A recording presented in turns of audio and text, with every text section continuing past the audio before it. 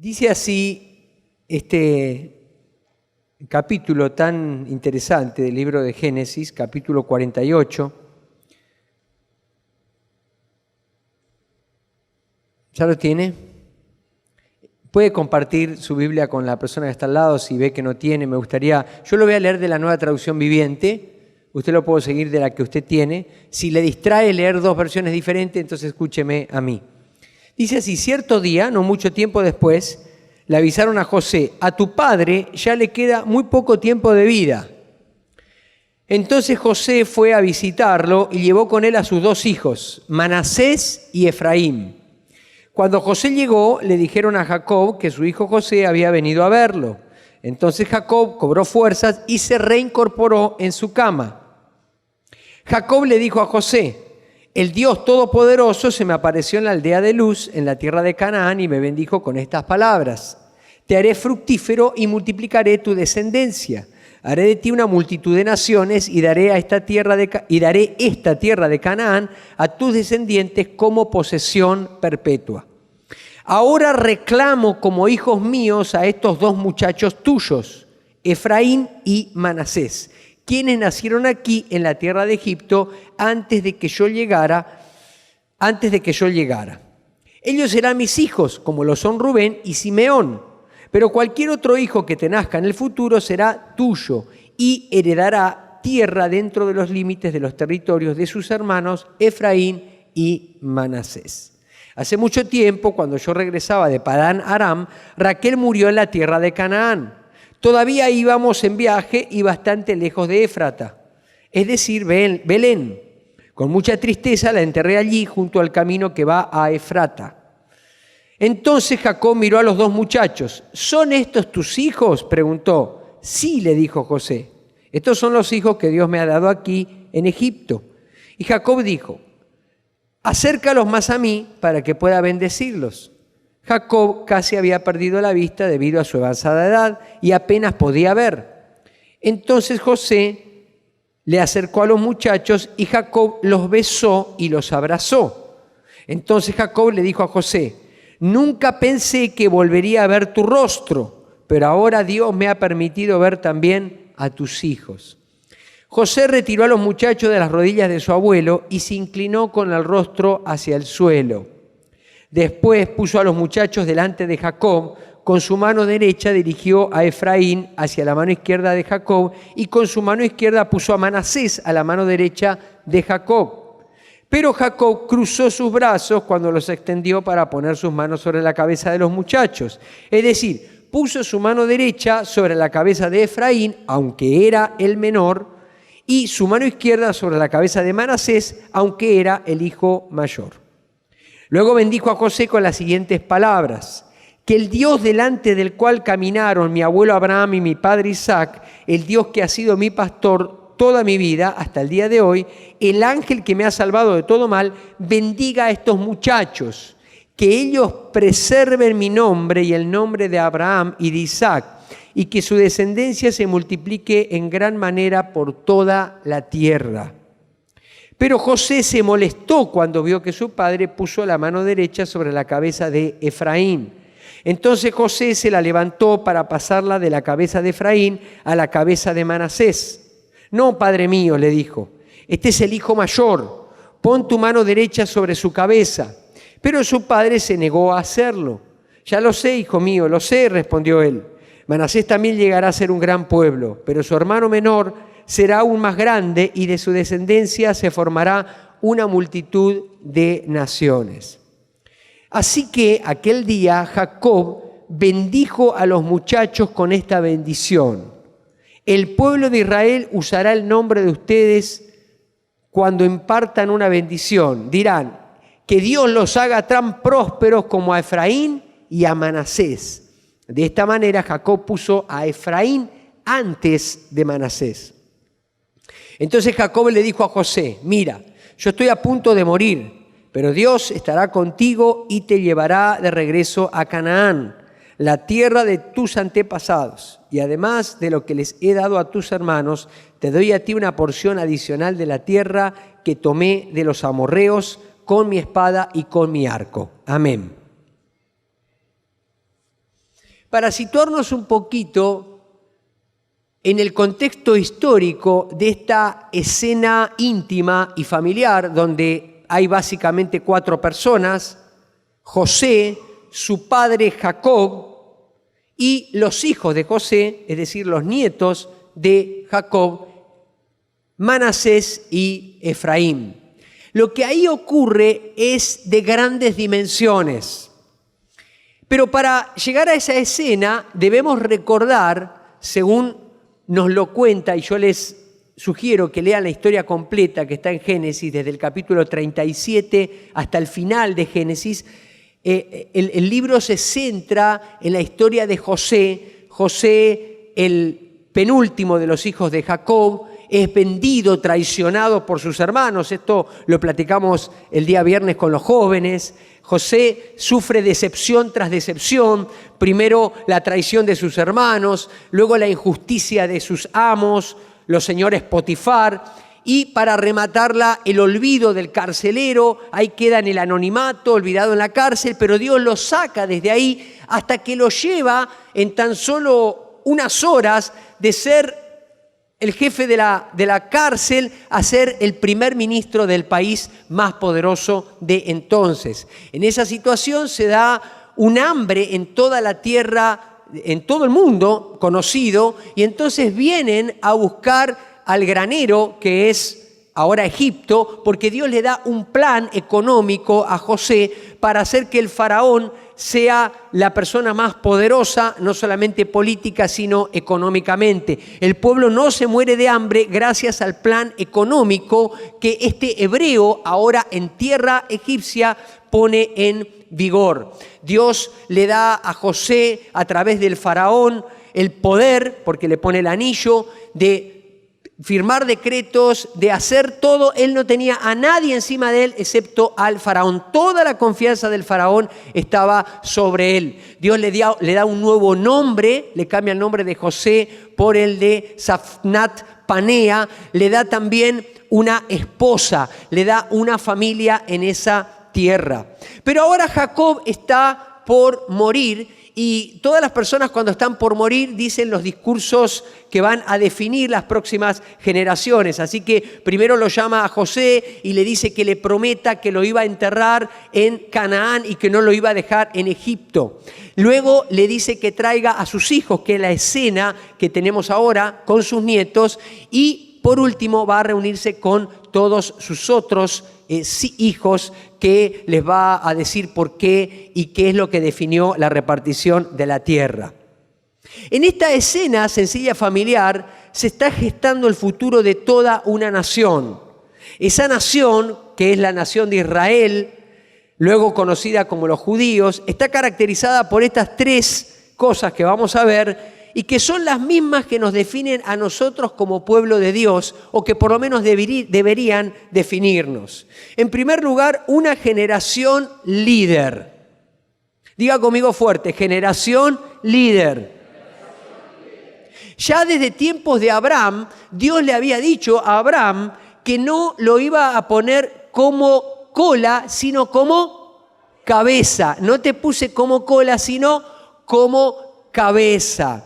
Y dice Jacob, dice, lo primero que hace Jacob es que le traiga a los muchachos, es decir, a sus nietos. Jacob ya estaba viejo, no veía bien.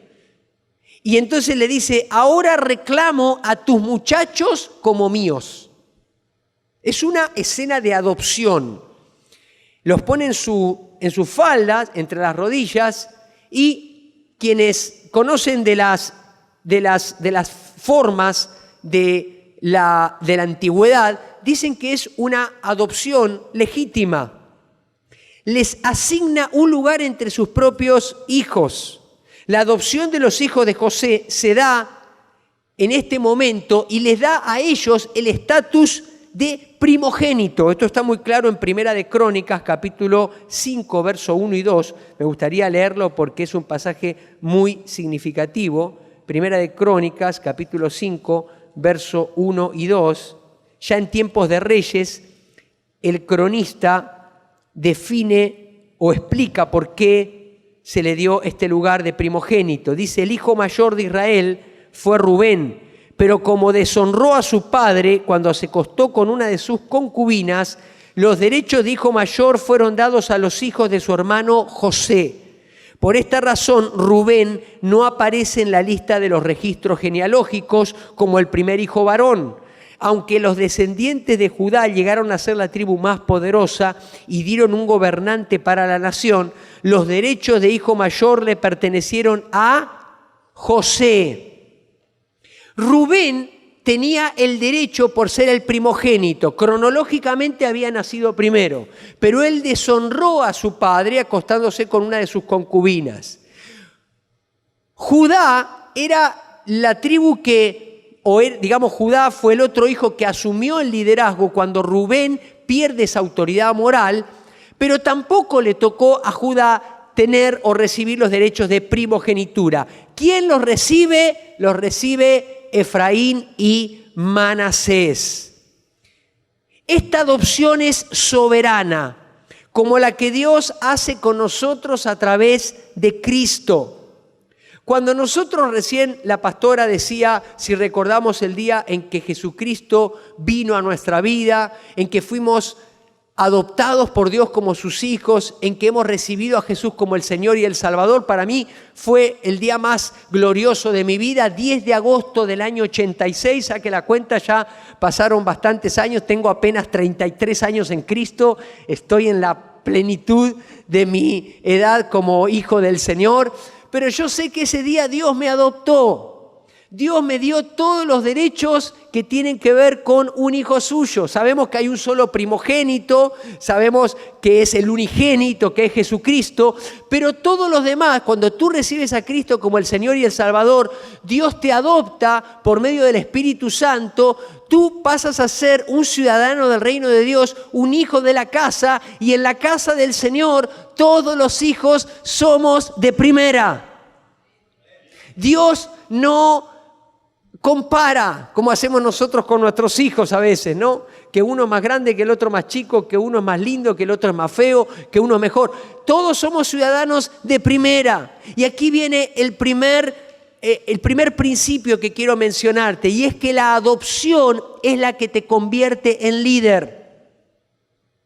En el mundo el liderazgo se alcanza compitiendo, comparándose con los demás y haciendo que los demás se bajen para yo crecer. En el reino de Dios, nuestro liderazgo tiene que ver con la adopción que Dios hizo con nosotros. Por el solo hecho de ser adoptados, de ser hijos de Él, todos nosotros tenemos un llamado a ser una generación líder. ¿Qué consecuencia tuvo esto para José? Es muy interesante. Si usted ve las 12 tribus de Israel, usted se va a dar cuenta que el nombre de José no aparece. José no aparece, siendo que era el hijo predilecto, aunque después había otro que era el Benjamín. José no aparece. Usted va a ver la tribu de Dan, de Zabulón, de Neftalí, de Aser, y luego aparecen Efraín y Manasés, y José no aparece. Con esta adopción el nombre de José pasa a un segundo plano y se perpetúa el de sus hijos. ¿Qué nos enseña esto? José trabajó para la próxima generación y no para sí mismo. Nosotros vivimos en un mundo que nos anima, nos arenga a que nosotros levantemos nuestro propio nombre, a que hagamos de nosotros personas importantes, a veces a costa de los demás, incluyendo a los propios hijos. Me he encontrado en mi propia congregación, en la ciudad de Durango, y yo sé que no es privativo de esas latitudes, seguramente aquí sucede también, hombres, mujeres, padres de familia que de repente se dan cuenta que ya están en los 40, 50 años y que se olvidaron, según esto, de vivir muchas cosas. Casi que cantarían la canción que hizo famosa Julio Iglesias, ¿no? Me olvidé de vivir. Y de repente dicen, tengo que vivir un montón de cosas, es que no terminé mi carrera, así que me pongo a estudiar. Y está muy bien que te pongas a estudiar. Si eres una mamá joven, está bien que tengas esos sueños, pero no lo puedes hacer a costa de tus hijos. Ellos ahora son prioridad. Y luego como hombres, es que nunca tuve el carro que quería, mi papá no me lo pudieron dar, y entonces invierto un montón de dinero en comprar el carro y compro una chatarra y lo voy levantando, y cuando me doy cuenta invertí en el carro más que en una casa, o que en la educación de mis hijos, o en las promesas de la casa de Dios, porque miren, no hay mejor cosa que invertir en la casa de Dios. Se los puedo asegurar, no hay mejor cosa que invertir en la casa de Dios. Todo lo bueno en nuestra vida, todo, absolutamente todo, la de mi esposa y la mía, sucedió en el contexto de la casa de Dios. Todo. Todo. Ahí forjé las mejores amistades con mis amigos de la infancia y de la adolescencia que perduran hasta el día de hoy. Ahí forjé mi identidad como cristiano y como siervo del Señor. Ahí adquirí seguridad para enfrentar al mundo. Ahí, años más adelante de la adolescencia, cuando ya era un jovencito, recibí el llamamiento, me enviaron al seminario y conocí a la mujer más bella de toda la Patagonia Argentina. Ya casi me caigo, ¿no? Y en ese contexto el Señor nos llamó también a venir a México, y en el contexto de la congregación nacieron nuestros hijos. Lo único que no es tan bueno en mi vida es que en ese contexto vino mi suegra desde Argentina. Es lo único que yo le achacaría al Señor. Pero bueno, no todas las cosas pueden ser perfectas. Esta mañana mi esposa estaba hablando con mi suegra, ella tiene ya 84 años y casi cada día se habla para saber cómo está, y mi suegra se estaba preparando para ir al culto allá en Durango. Y entonces yo, para presumirle, le dije, decile a tu mamá que ya la mencioné 3 veces en menos de 2 días. Y ella feliz. Ella se deja, con tal de ser famosa, se deja.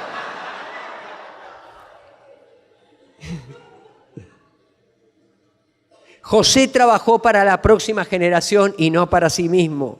El nombre de José no se volvió a recordar sino a través de sus hijos. Cada vez que mencionaban Efraín y Manasés, ahí aparece en el mapa, ahí aparece la región que era ocupada por la tribu de ellos, pero José no aparecía porque aparecía el nombre de sus hijos.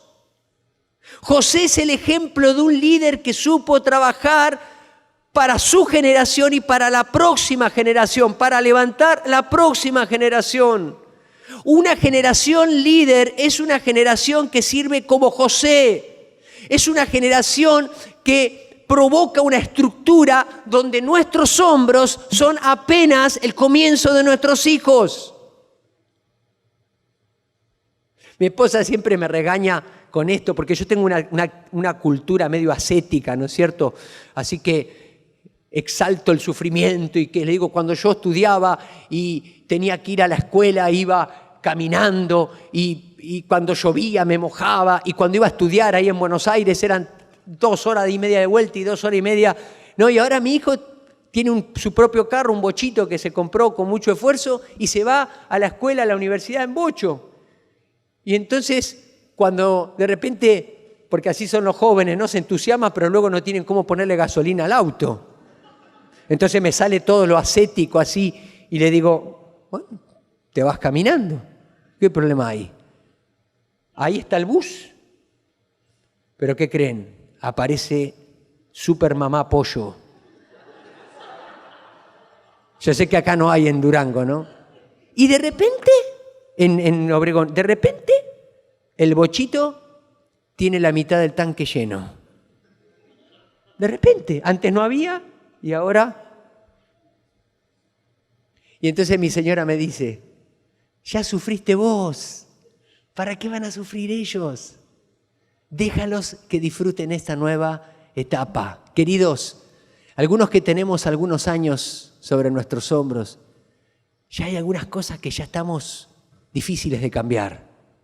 Mentalidades, estructuras de pensamiento. Pero ¿sabes qué? Así todos, como estamos todos amolados, somos la plataforma para que nuestros hijos a partir de ahí comiencen. Lo único que necesitamos entender es que nuestro nombre no necesariamente va a aparecer.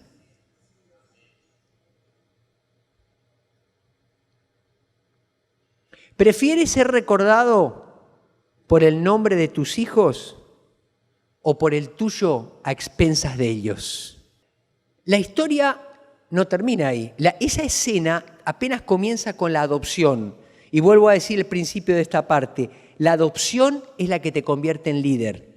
¿Sabes por qué tenemos tanto problema con esta palabra líder? Porque en nuestra cosmovisión de la sociedad contemporánea, la palabra líder tiene que ver con mandar. Nosotros asociamos con mandar, con ser jefe. En las escrituras y en la cosmovisión cristiana, liderazgo tiene que ver con servir. Y lo decíamos ayer con los hombres. Un verdadero líder es el que sirve en la casa a su esposa y a sus hijos. Eso no tiene que ver con que levantes los trastes y los laves, aunque los que tenemos más de 20 años de casados sabemos que es parte de nuestro privilegio que tenemos como esposo. O sea, no hay cosa más linda que poder hacer algo después que ves a tu esposa que está cansada de todo el día y que digas, mi amor, quédate tranquilo, yo voy a hacer algo. Es un pequeño detalle, pero el problema no es lavar los trastes. El tema es tener la responsabilidad para que en la casa no falten las cosas esenciales. Es tener la responsabilidad para involucrarte en la vida de tus hijos y no mandar siempre a tu esposa a que platique con los maestros. Es tener la responsabilidad para sentarlos a ellos y poder platicarles de las cosas de Dios y no confiar en la escuela dominical, que por muy buena que sea, no es la responsabilidad de los maestros de la escuela dominical o del ministerio de niños hacer eso. Es responsabilidad siempre de los padres. Pero siempre liderazgo tiene que ver con servir. Así que yo lo primero que quiero decirte en esta tarde ya, quiero que tú pienses que Dios te llama a ser una generación líder, y una generación líder no es una generación que se preocupa por la fama de su propio nombre, sino porque las generaciones que nos siguen surjan y conquisten y tomen las cosas que Dios les quiere dar, y por qué no toda la ciudad de Obregón, para la gloria del Señor. Eso no lo vas a poder hacer tú, no lo van a poder hacer los que ya tenemos algunos años, lo van a hacer ellos en el nombre de Jesús. En segundo lugar, en esta escena vemos que José le trae a sus hijos y le pone a Manasés a la derecha de Jacob y le pone a Efraín a la izquierda, porque lo normal era que ungiera a Manasés, que era el primogénito de José, como al primero y luego al segundo a Efraín. Pero en lugar de eso, dice la Escritura en el 48:14 que Jacob cruza los brazos. Jacob estaba ya medio ciego, pero él sabía bien cómo los había colocado su hijo, y él adrede cruza los brazos. Y se enoja José y le dice, no, papá, así no es. Y él le dijo, quédate tranquilo que yo sé bien lo que estoy haciendo. La bendición que recibe Efraín dice que es superior a la de su hermano. Y esto nos habla de que la bendición de Dios es soberana.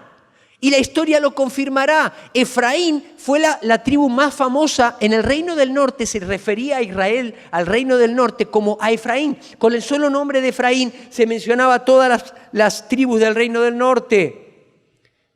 Después de la conquista, Efraín recibió la tierra más fructífera y fue más famosa que Manasés y que todas las demás.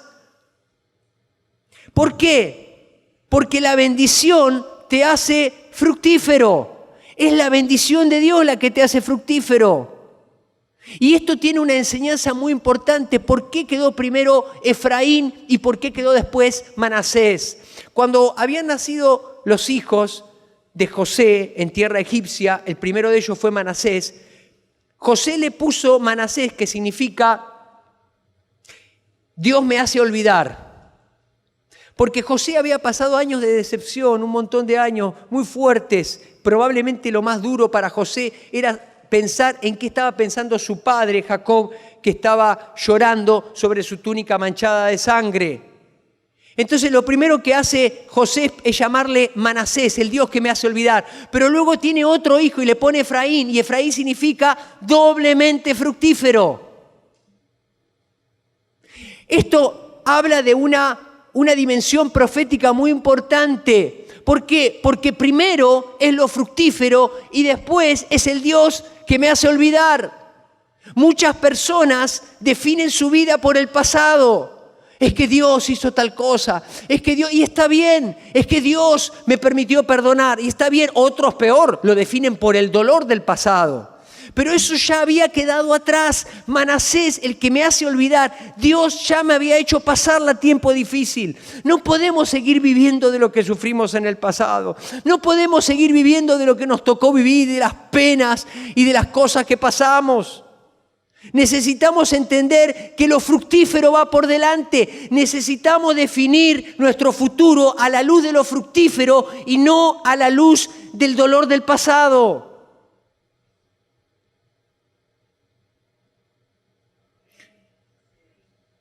Una vez se acerca una persona, un varón en Durango, y me dice, creo que lo conté ayer con los varones, y me dice, me saluda y me dice: yo soy Roberto Dejado.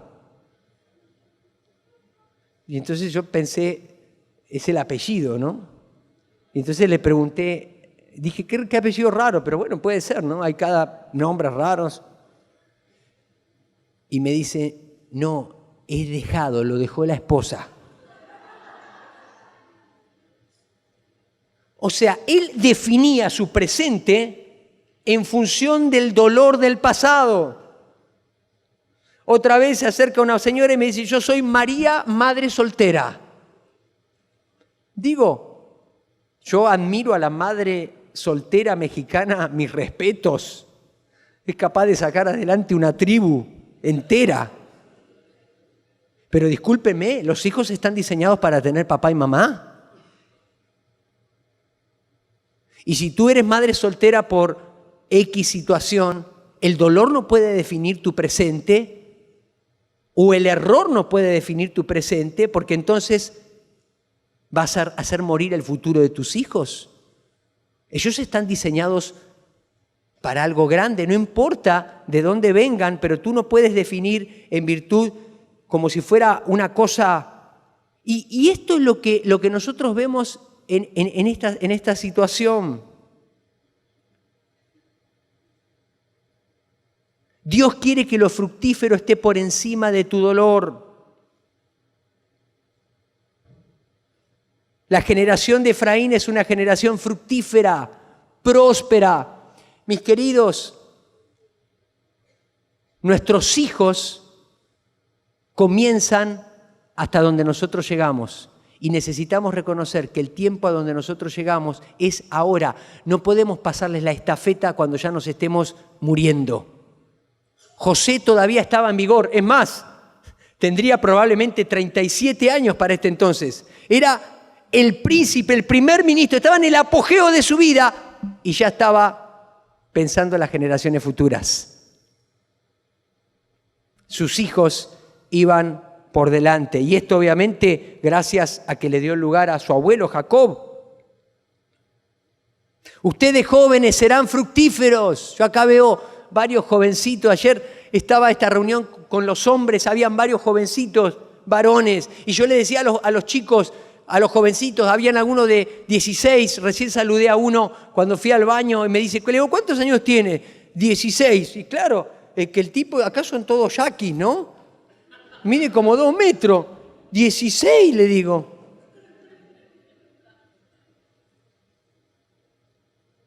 Y yo le decía a los muchachos, le decía a los hombres, un verdadero hombre sabe amar a una mujer. Pero amar a una mujer no se empieza cuando la mujer llega a tu vida, se empieza de mucho antes. Amarla es prepararte para regalarle lo mejor de ti, que es tu pureza. Igualmente a las chicas. Uno empieza a amar al hombre o a la mujer con el que se va a casar desde antes. No en el momento que lo ve. Ay, desde que yo lo vi me enamoré. Y así duran los matrimonios. Amor a primera vista. No, porque se empieza a amar desde aquí y entonces luego tú reconoces a la persona que Dios tiene para ti. Y por supuesto que la escoges y estás asumiendo un riesgo, pero tú ya empiezas aquí. Ustedes, mis queridos, serán fructíferos, prósperos, en medio de la escasez. Saben que vivimos en un mundo que está definido económicamente supuestamente por la escasez. Eso es una mentira. Nunca hubo tanta abundancia en el mundo como en esta época. Nunca. Jamás. Lo que pasa es que hay una distribución inequitativa de esa abundancia. Nunca hubo tanta abundancia.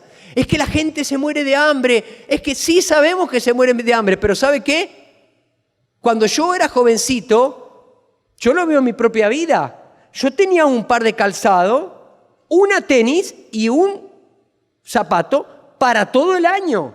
Y si se rompía en el año, se mandaba a que le pongan media suela al zapato, ¿sí o no? Yo cuando ahora voy a mi closet no tengo un par de zapatos, ni mis hijos tienen un par de zapatos, tienen varios, de colores.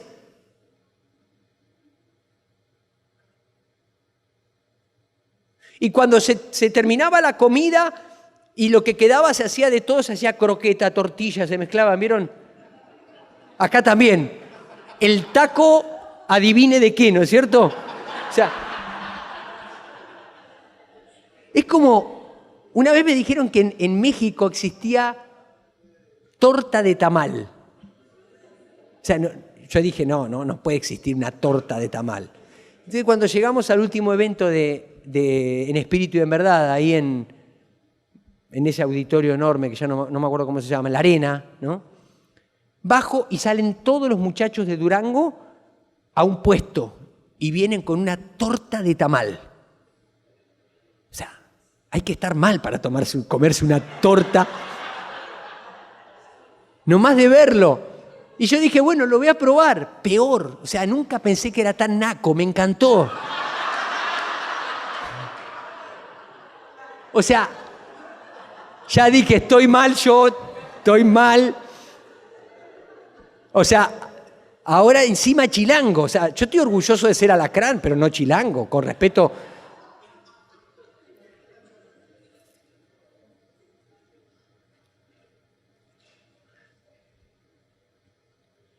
Yo no acepto vivir en un mundo que se define en la escasez.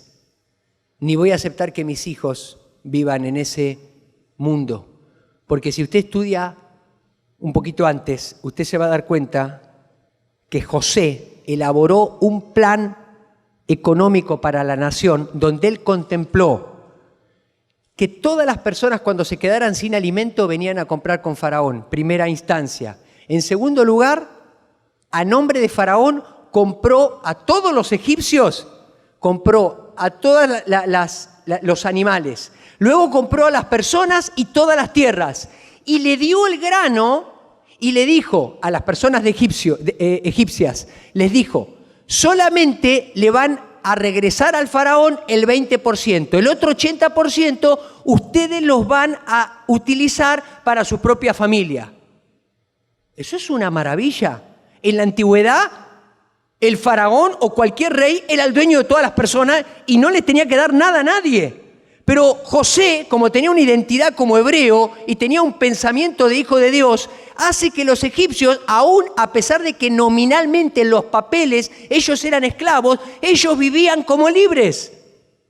Porque cuando uno come de lo que produce y cuando uno tiene para las generaciones futuras, entonces uno, económicamente hablando, ya es libre. Pero no solo eso, sino que dice que los hebreos estaban viviendo en Gosén, que era otra tierra donde estaba Jacob, donde justamente está ocurriendo esto que va a ver José con sus nietos al abuelo, y dice que en Gosén los hebreos compraban tierras porque ellos se dedicaban a la pastura de animales. En medio de la escasez, Dios va a hacer que nosotros vivamos como en Gosén.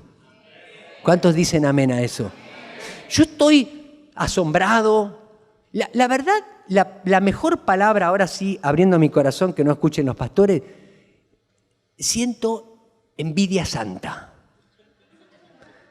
Porque nosotros estamos a duras penas ahí con un auditorio que le pusimos una lona que, según esto, creíamos que habíamos comprado una lona premium que iba a durar 10 años. No pasó 1 año y 8 meses y de repente estábamos en una reunión de entre semana y el techo empezó a rasgarse como el velo del templo. Vino. Y todos dijimos, es la presencia del Señor. No, es lo barato de la lona.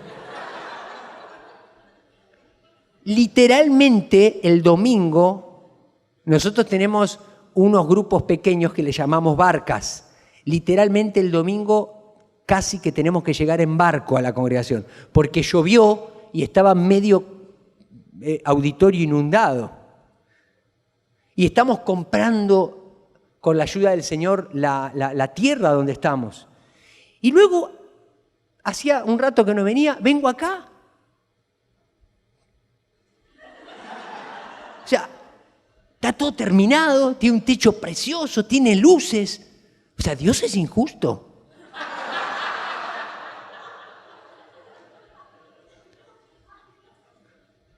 O sea, pantalla, cuadros de colores. O sea, el púlpito, le tomé una foto al púlpito y le digo, quiero que... Hay un hermano entre nosotros, creo que se dedica a hacer esto. O sea, ahora le voy a pedir el teléfono que me lo mande por paquetería. O sea, es una mezcla de alegría e envidia santa. Y luego salgo y el pastor me presume de que primero Dios, en el nombre de Jesús, ustedes van a pagar antes de tiempo esta propiedad. Pero me presume que ya están pensando en la propiedad al lado. Por último, para que se dé cuenta que estoy terminando el mensaje, le voy a pedir a algún músico que me ayude, no sé si con la guitarra o con el teclado. Es un buen... Gracias, Esteban. Qué bárbaro este Esteban. Sebastián, lo bauticé. Sebastián es parte del grupo que me voy a llevar a Durango, que son los que no tienen novio, que no se casan, que... Los quedados, no los dejados. No, pero él es muy joven. Tiene 21 años. ¿Cuánto tienes? Un pibe. ¿Está reservado? Ah. No, es un pibe. Sebastián es un pibe. Pero hay otras personas que las podemos llegar a incluir, a llevar. Nos venimos en un camino. Y le mandamos algunos para acá también, ¿eh? Que haya intercambio, ¿sí o no? Tercero. Lo primero, para los que están tomando apuntes, una generación líder. La adopción es lo que te hace líder. Una generación fructífera. La bendición de Dios es la que te hace fructífero. Y una generación de conquista. Yo no sé usted, pero a mí me emociona. Y alguno dirá, ¿pero de dónde saca el pastor esa burrada de que es de conquista? De la tribu de Efraín nace Josué. No de cualquier tribu. De la tribu de Efraín nace Josué. Josué, ¿quién es Josué? Quien conquistó la tierra de Canaán. Ya se las había dado Dios por herencia. Ya era un derecho en el mundo espiritual. Pero la tierra hay que tomarla. Cuando el pueblo de Israel cruza el río Jordán, se dan cuenta incluso que en el desierto, aún a pesar de ser desierto, la vida era más fácil. En el desierto, ¡ay, tengo hambre! Y ahí le manda Dios maná. ¡Ay, tengo sed! Sale agua de la roca. ¡Ay, ahora quiero comer carne! Hasta que se harten codornices. Hace frío, el fuego. Hace mucho sol, la nube. Pero ¿saben qué? Una vez que pasan del otro lado, fíjense, los milagros se acaban. Hay que laburar. Van a sembrar la tierra y de lo que siembren van a cosechar. Ay, Señor, pero yo quiero vivir de milagro en milagro. Por supuesto que siguen los milagros. Pero Dios hace milagro, no magia.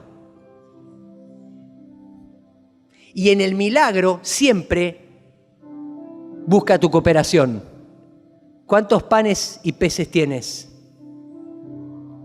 Señor, hay que pagar los impuestos.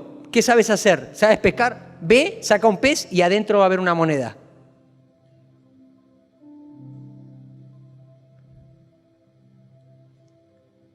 Siempre Dios va a buscar nuestra cooperación, pero hay que trabajar la tierra, hay que conquistar. De repente tienen una pantalla sumamente fabulosa, conquistan Jericó, una ciudad amurallada, inexpugnable, y ya somos victoriosos, pero luego venía Jai. Y Jai no la pudieron tomar porque habían cometido pecado, habían guardado algo que no les pertenecía.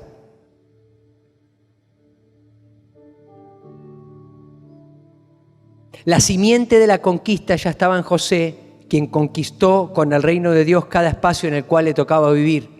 José entendió muy bien esto. José llegó a Egipto vendido como un esclavo.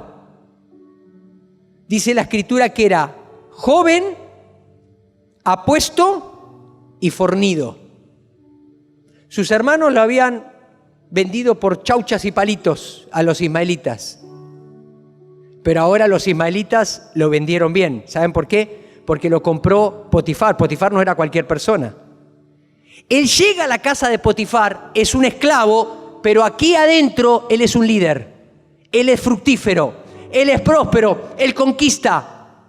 Y entonces de repente tiene toda la confianza de Potifar y administra todo. ¿Pero qué cree? En medio de la mejor situación siempre van a haber pruebas. Y ahora las pruebas tenía cara de mujer de Potifar.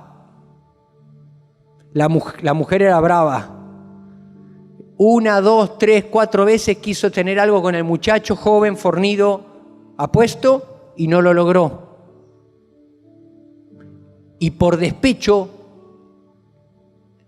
le trama una trampa, se queda con un pedazo de vestido y cambia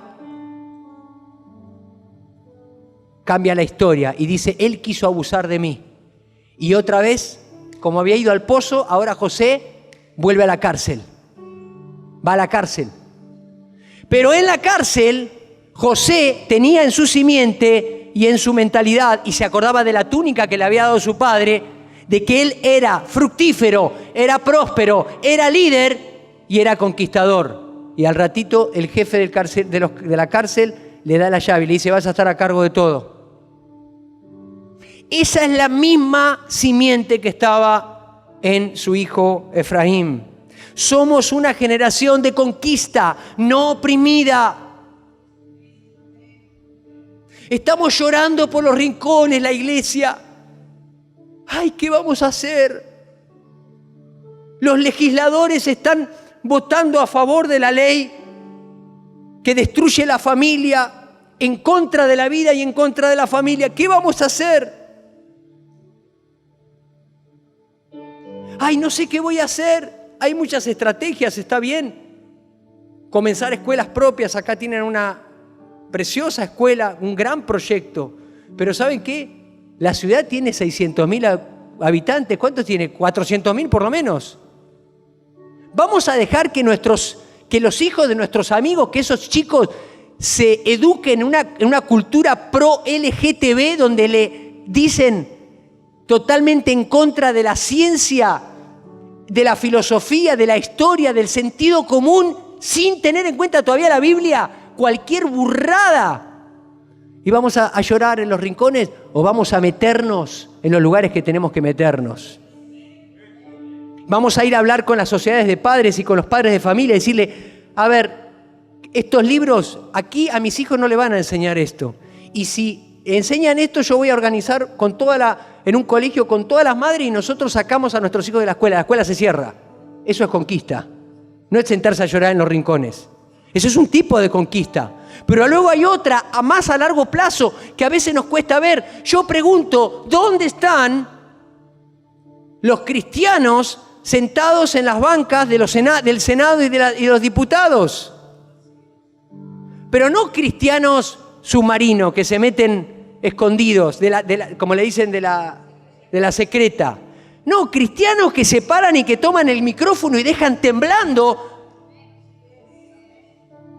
al presidente del Senado, a la presidenta del Senado, a los jefes de los bloques, porque hay argumentos avalados por el Espíritu Santo. Entonces tus hijos que tienen vocación de leyes, ayer estaba sentado en la mesa con un hermano que es abogado de la congregación, y esos chicos tienen que ya tener una mentalidad de servicio y van a ir a estudiar, y si tienen vocación política, gloria a Dios, necesitamos políticos en el gobierno, pero que tengan una cosmovisión cristiana, no que seas cristiano de la secreta. Y entonces esos chicos van a estudiar en las universidades mejores, en las que puedan, y van a venir y van a ser elegidos y van a ocupar esos lugares y van a cambiar la historia de nuestro país. Necesitamos jóvenes que tengan una mentalidad de conquista en la economía y que no tengan una mentalidad como la que tiene el mundo, donde todas las relaciones laborales están signadas por el desprecio y por una idea de esclavitud. En Durango dicen los empresarios: yo hago que te pago y tú haces que trabajas. Y entonces los empleados nada más trabajan para el ojo del amo cuando los ven. Por eso las empresas quiebran. Por eso el gobierno está quebrado, porque tienen 1000 empleados para una tarea que pueden hacer nada más que 300. O vivo en otro país. Si me meto en problemas, igual no me invitan más, ¿eh? Necesitamos cambiar el mundo de la cultura. Nos quejamos de que la música hoy en día no hay reunión, no hay emisora donde no pongan música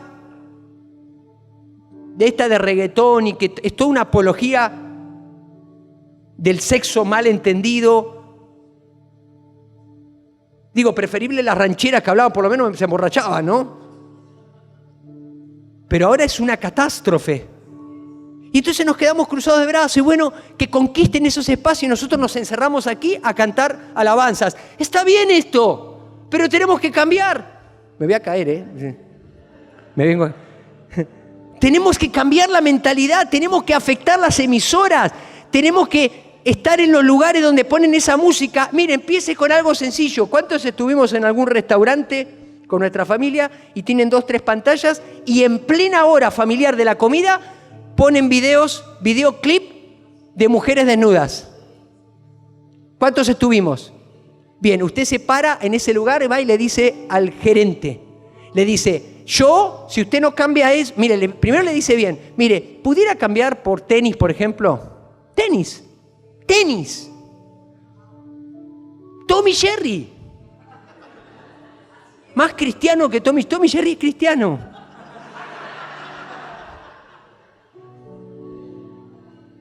No sé, ahora que sale una repetición del informe presidencial. Algo que se pueda ver. No, ahí nos quedamos. Ay, nene, no mires. Y si no le hace caso a la primera y a la segunda, le dice: ¿sabe qué? Yo me paro con toda mi familia. Y mire que íbamos a comer bien, ¿eh? Y la propina, ni le cuento. Me paro con toda mi familia y no vengo más a este restaurante. No solo que no vengo más, sino que voy a hacer publicidad de que a este restaurante no vengan por las cosas que ustedes ponen. Haga la prueba, va a ver si no lo cambian. Eso es conquistar. No es llorar en el pozo. Necesitamos tener una mentalidad de conquista.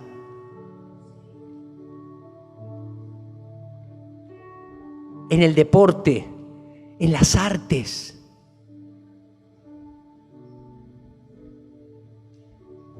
En la educación, en el gobierno. ¿Quieres ser parte de esa generación?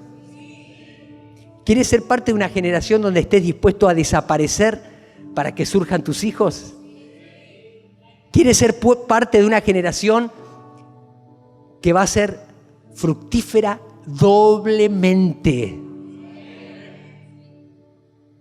Mi hijo mayor tiene sueños de grandeza. Eso gracias a su madre. Y mi hijo menor también. Y mi hijo mayor me dice: papá, yo te voy a venir a buscar en mi Mercedes-Benz y te voy a llevar al culto. Él es un chico trabajador, es un chico que sabe del esfuerzo de sus padres. Y entonces yo lo miro y le digo, tenés un bochito.